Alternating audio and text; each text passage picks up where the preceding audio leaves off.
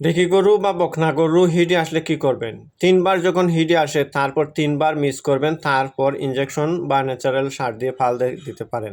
তাহলে একটি ঢেকি গরুর পরবর্তী সময়ের জন্য এটা উত্তম হয়।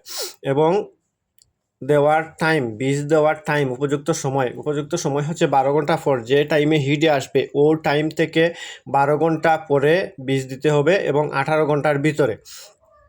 আপনি যদি ১২ ঘন্টার ভিতরে বীজ দেন তাহলে কনসিভ করবে না, রাখবে না, গর্ভধারণ করবে না, এবং ১৮ ঘন্টার পরে যদি দেন তাহলেও কনসিভ করবে না, গর্ভধারণ করবে না।